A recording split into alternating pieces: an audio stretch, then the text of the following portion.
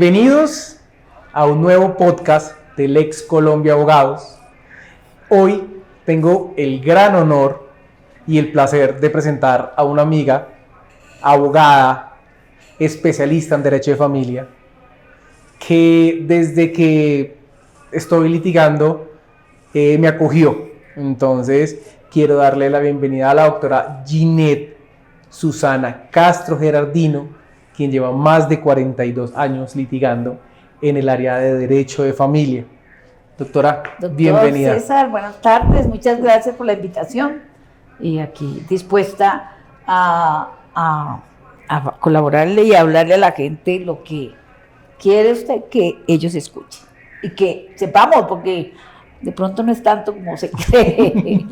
Sí, porque hay veces que la gente piensa que uno, por ser abogado, simplemente conocemos todos los temas, y no es así, y por eso me encanta tenerla, Doc, porque es un referente, no solo en Bogotá, en Colombia, del derecho de familia. Es una persona que se dedica solo al derecho de familia, y eso nos da, tanto para aquellos abogados que nos ven, porque sabemos que nos ven muchos abogados, nos siguen muchos abogados, y también aquellas personas que no saben nada del tema, pero han tenido problemas de derecho de familia.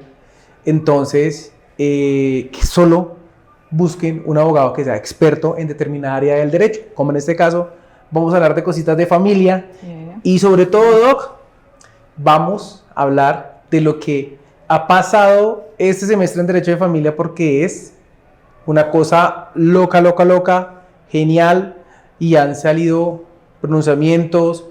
Salió avante el proyecto de ley de una causal que estábamos esperando que llegara. Tiene sus connotaciones sociales, en las cuales pues quiero como hablar con usted del tema, porque ambos tenemos algún conocimiento, o yo tengo un conocimiento muy pequeño en tema de familia, no como el suyo, pero nos gustaría empezar, Doc, con un tema que aterrizaron, sobre todo los hijos de crianza.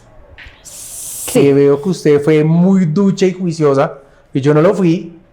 Se hizo su curso, su diplomado, su actualización con hijos de crianza. Entonces, pues sí me gustaría, Doc, que nos contara un poquito de ese tema, aunque yo también tengo mi postura frente al tema. Ahí, Doc, pues sería muy bueno que nos contara un poquito frente a ese tema.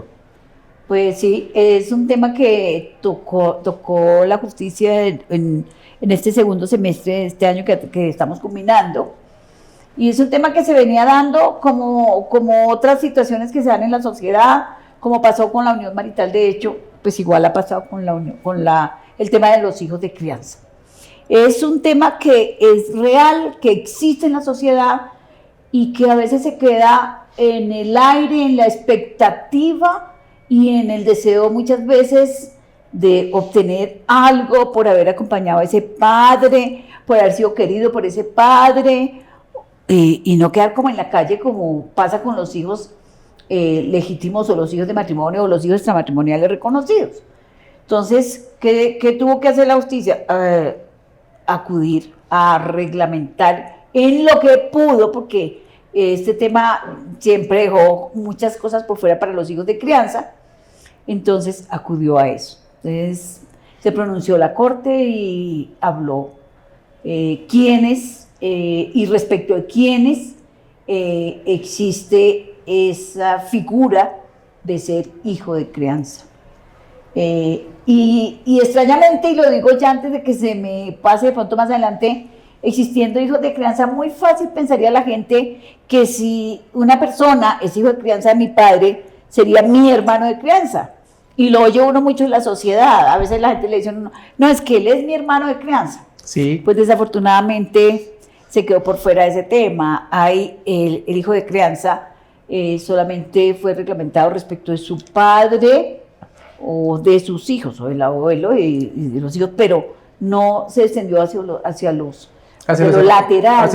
Hacia los hermanos. Exacto, hacia los hermanos. ¿O un tío de crianza puede ser? Un tío de crianza sí puede ser.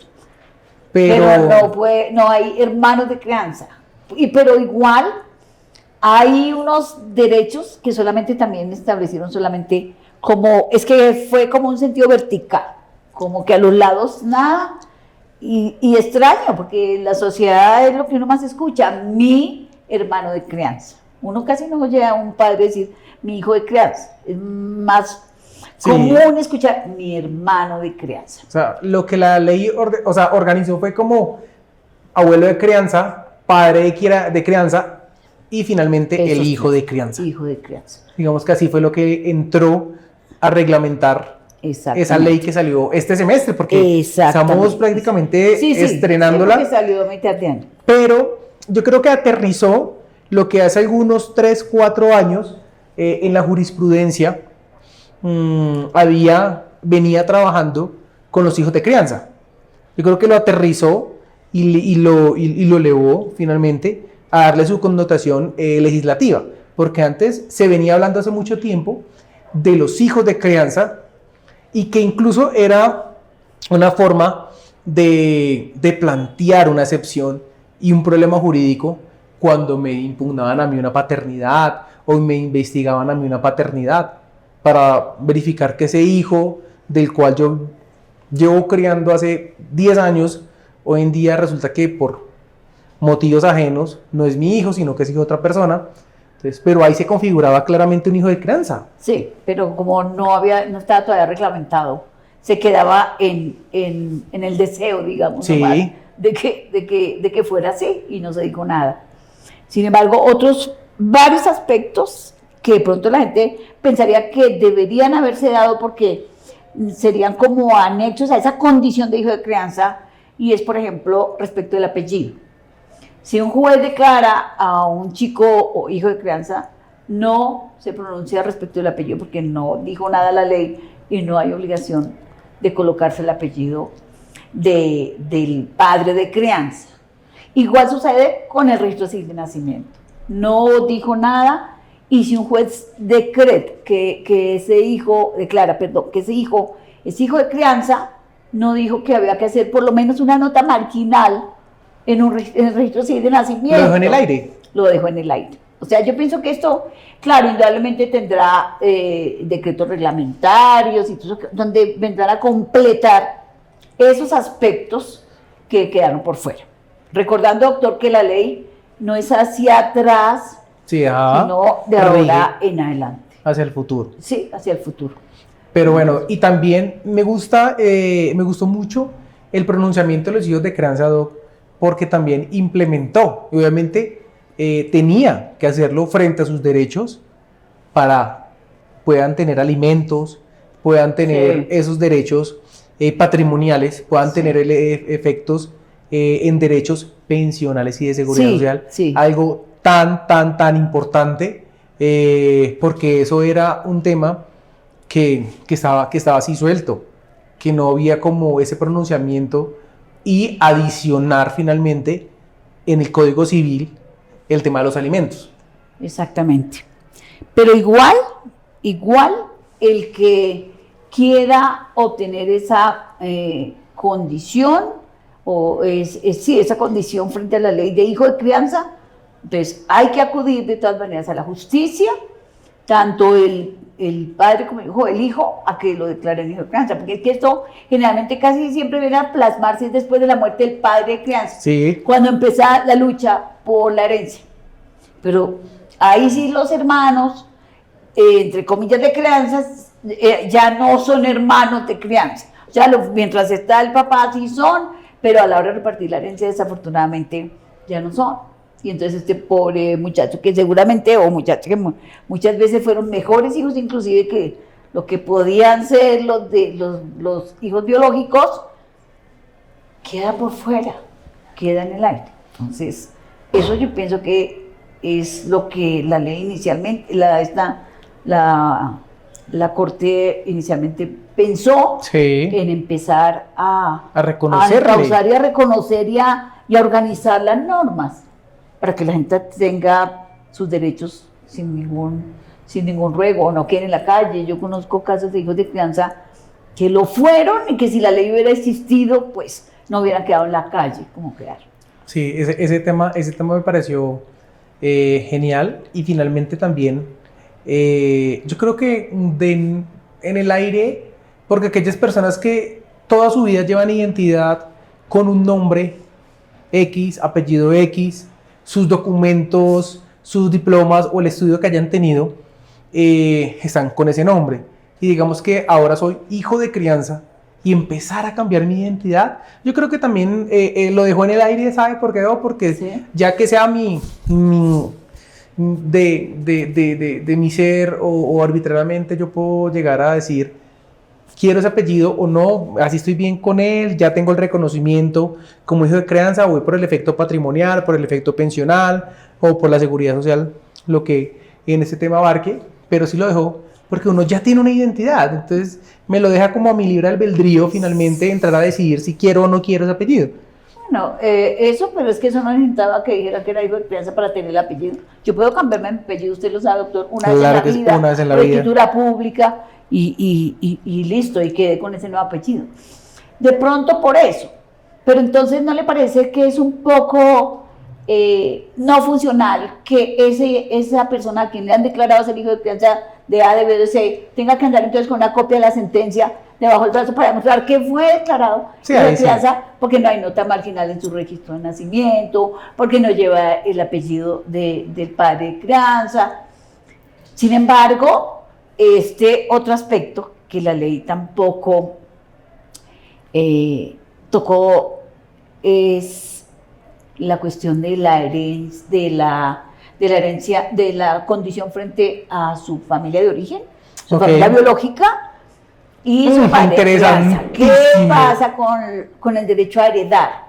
Mi defecto patrimonial. ¿Qué pasa con ese aspecto O patrimonial? sea, si yo soy hijo de crianza, Yo puedo heredar acá y puedo puedo heredar heredar allá. en mi familia biológica. bueno, eso, ¿No? eso ¿puedo tener dos No nos herencias? dijeron nada, sí, porque no nos buenísimo. dijeron nada. Y Ese tema mientras bueno. lo que no prohíben está permitido. Está permitido. Claro que No sí. se pronunció al respecto, por eso es que hablamos de que obligatoriamente van a tener que haber unos decretos que reglamenten eso y que le vayan aclarando a la gente si tiene derechos, si no los tiene, si puede pedir, si no puede pedir, o si no, entonces toca que empiecen los jueces a hacer jurisprudencia sobre Sí, los temas. sí, porque digamos que a empezar a no hay excluir. otra salida. A excluirlo frente a su vocación hereditaria de su padre biológico o su padre de crianza. Exacto. Digamos que ya ahí los jueces de familia tendrán que entrar a determinar esa situación que va, digamos que un gran avance, pero Claro. siempre dejó el problema Claro. jurídico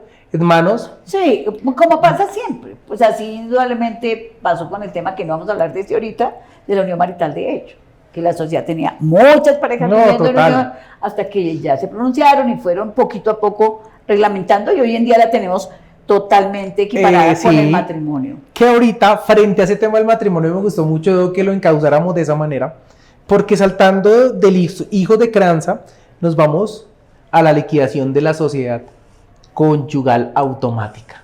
Que eso fue un boom. Es un boom, porque acabó de salir, doctor. Sí, estamos hablando de hace un mes. No lleva casi, yo creo que no lleva el mes.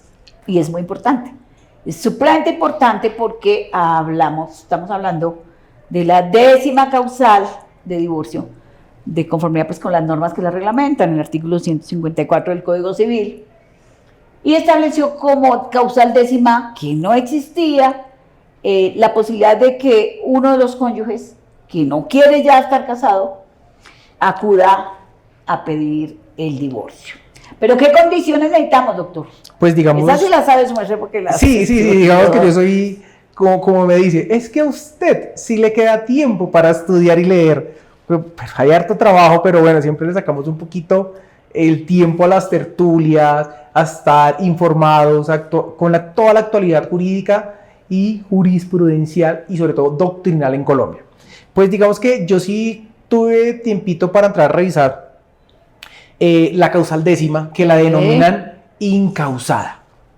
Así, porque no está en las 9 causales de divorcio contempladas en el artículo 154 Que se las podemos recordar a la del gente Código ahorita. Civil. Entonces, si usted se la sabe en memoria, Claro, me la sé. Es las relaciones sexuales extramatrimoniales. perfecto, la primera, El incumplimiento de los deberes de esposo y padre o de esposa y madre. El maltrato, los ultrajes, el maltrato en general. sí, La la embriaguez virtual. ajá, el consumo de sustancias psicoactivas no prescritas por el médico, Sí. toda enfermedad grave, incurable, que cree problemas en la familia o en los seres de la familia y no permita pues una convivencia sana. El común acuerdo, Como un acuerdo es la octava. es la octava. La La octava. que ese común acuerdo, no, la octava era la Es- separación, es la separación. de hecho por más de 2 años, sea de común acuerdo o sea decretada por una Judicialmente. autoridad. Por una autoridad. Y el noveno que era La separación de cuerpos judiciales. separación. Y queda una, que a propósito se la estoy nombrando de última, porque es como muy de moda y es la que yo le llamo la dolorosa, que es toda conducta pervertida, Sí. corrupta, que tienda a dañar los miembros de la y familia, a generar o los depravación. hijos, exacto, y que hoy en día lo oímos mucho en noticias, que el niño que fue violado, que fue esto, que no sé qué, que bueno, esas cosas. Entonces, esa es la peor. Y llegan ahora la Corte con la causal 10. No, la Corte no, fue La- un proyecto de ley el proyecto. aprobado El proyecto sí fue el que en ese momento el Congreso, está pendiente de para conciliación sanción y sanción y presidencial. sanción presidencial. Digamos que me gustó mucho.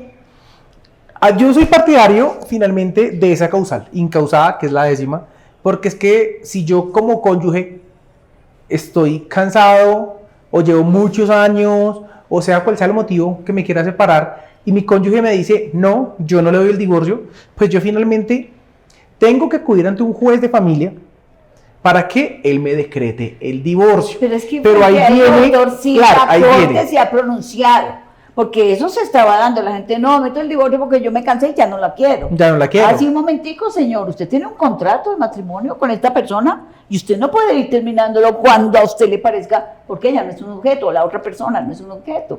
Hoy te tomo, mañana te dejo.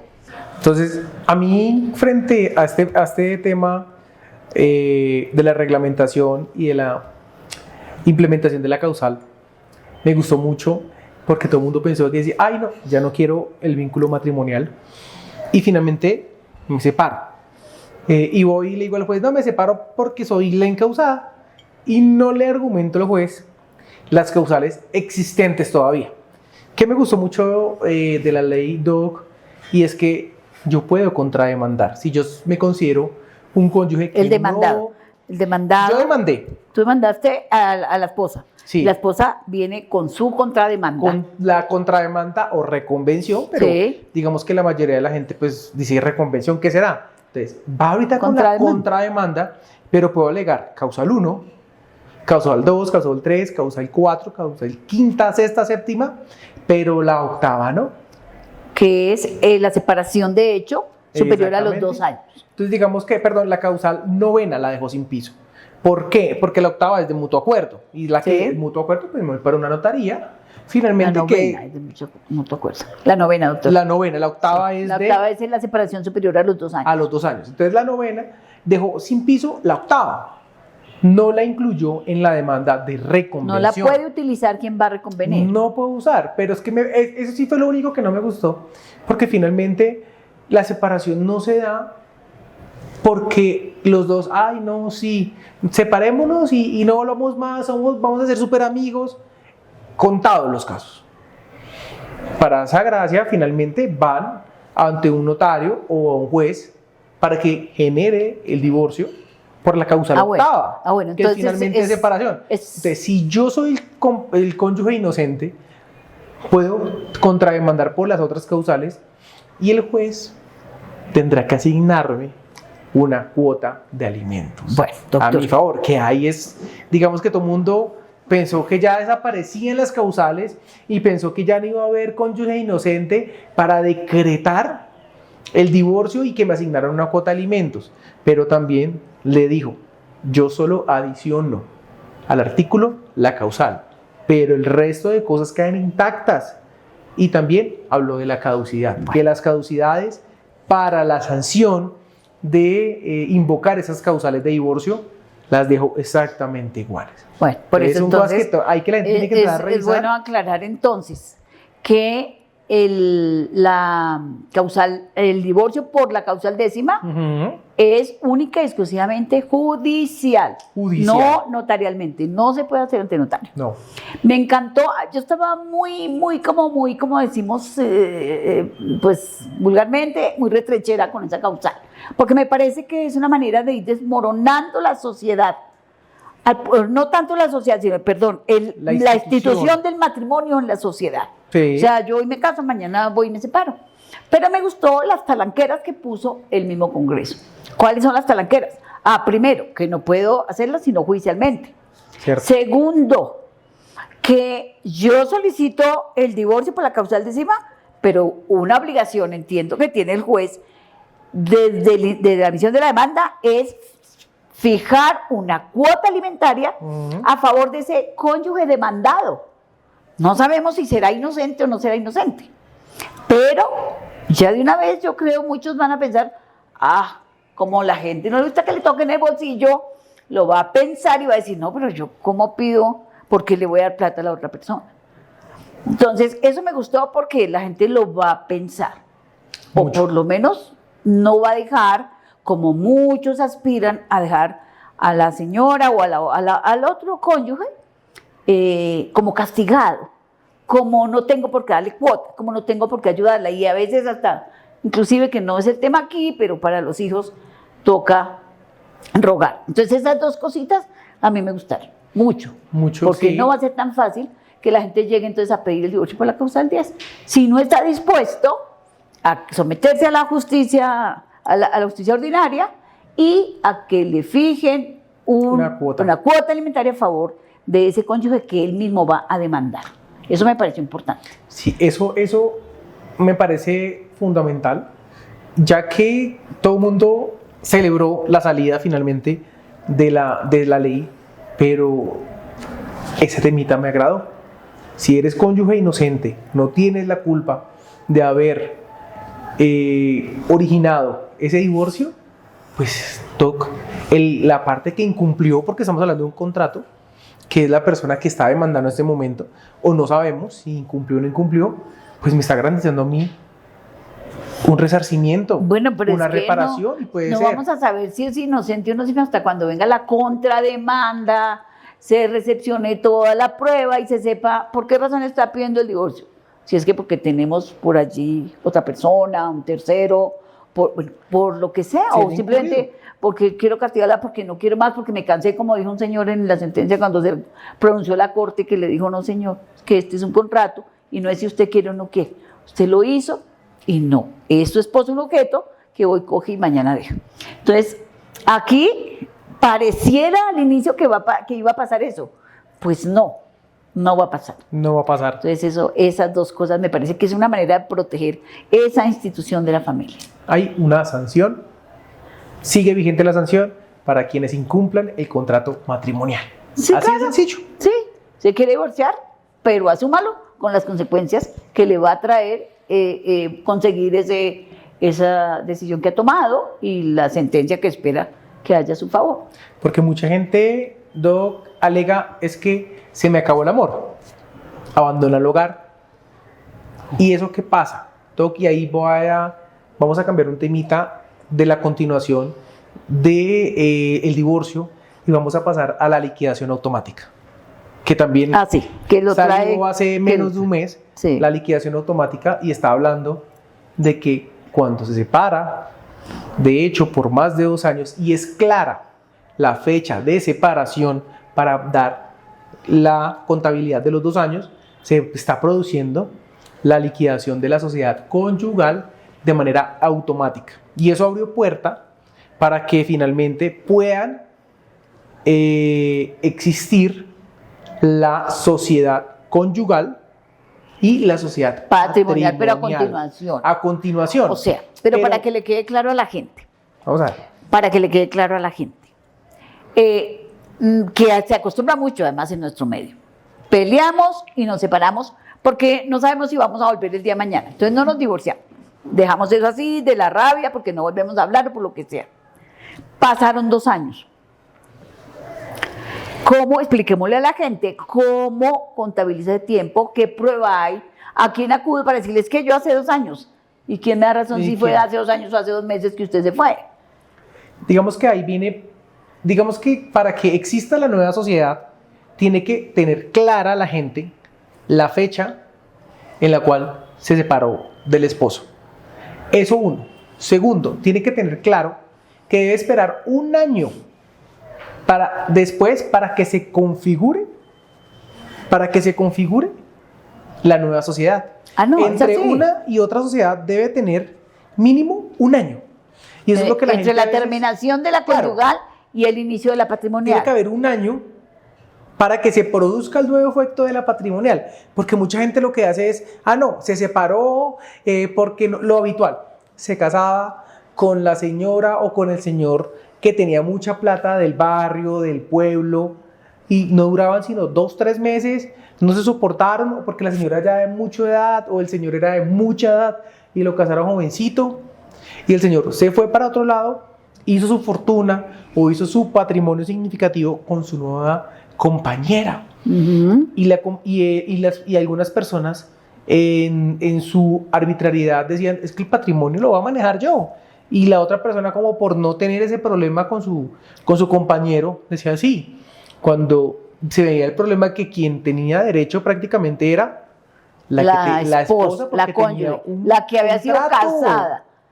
Y la fortuna la había hecho con la que no había sido casada. Entonces, y actualmente la señora o el señor, sin tener nada que ver con esa ruptura, pues la ley está diciendo, oiga, la corte le dice, oiga, venga, no va a quedar desamparada o no va a quedar desamparado. Aquí le estamos garantizando que finalmente ya se terminó, se liquidó automáticamente porque ya pasaron más de 2 años, pero usted aquí, donde bueno o malo han hecho una declaración extrajuicio, o el señor ahora la tiene afiliada a usted, o la señora como compañera permanente en el seguro, y entonces ahí se puede evidenciar que finalmente sí se puede contabilizar ese tiempo para que esta sociedad patrimonial y este patrimonio construido pues tenga plena validez jurídica y no quede desamparada. Pues lo vemos mucho y es muy común que lleguen en consulta, doctora, llevo 20 años viviendo con él, pero es que descubrí que era casado, o yo sabía que era casado, pero también es error de quien tiene los bienes en su cabeza, porque no sé si por egoísmo, por lo que sea, porque lo que adquiere de ahí en adelante, a sabiendas de que su compañera tiene derecho a la mitad, pues compre, pero 50 y 50, sí, y se evitan ese problema. Y entonces así no importa si el señor siguió casado o no siguió casado, si terminó, si liquidó su sociedad conyugal o se murió un día y van a hacer la sucesión, pues esa señora nueva compañera permanente no va a quedar desamparada, o el compañero, porque a veces es la mujer, o no va a quedar desamparado porque ya le asignaron su 50% durante la vigencia de su sociedad patrimonial y de su unión marital de hecho.